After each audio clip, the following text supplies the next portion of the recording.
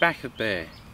Now this is what I call a real carp angler swim, because when you look at this swim, your first impression is that you may feel that you're being a little bit cut off and you haven't got a lot of water, but in reality you have, because not only have you got the margins round to your right here, but you've also got right down into the back of the elf lake there, which sometimes the fish show down there. They're almost unreachable from any other spot on the lake.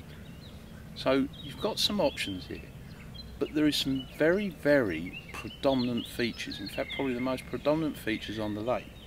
Round to my left, running out from the end of the trees here, across to the other side, where the low bushes are, there is a gravel bar.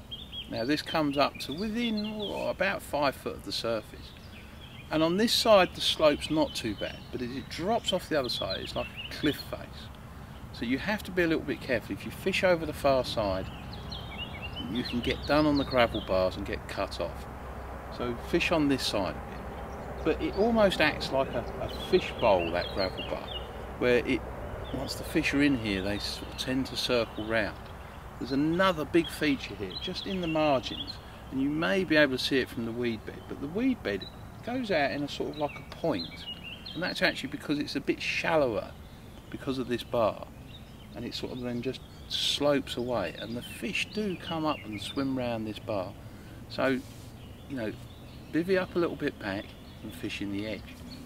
You'll also notice that along the right hand margin in this swim, what we've done is we've cleared away some of the trees because they were overhanging so much that no one could actually get a bait right close into the bank. So we've left some trees, but we've opened up an area of bank just so that you can get the baits tight to the bank. In fact, you can even now walk round there, right, and drop your bait in the edge. So it's a very good spot because the fish, even though the trees have gone, still use that margin all the time to patrol. But so don't ignore the end of the lake, because when the fish are doing that, you go right down into the bay there when the fish are lunky.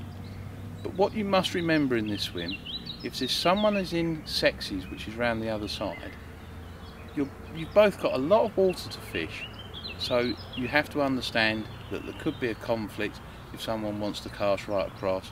So you have to go around and talk to each other and say, right, where are you fishing to? And there shouldn't really be any conflict because there's a lot of water that you can both fish without interfering with each other.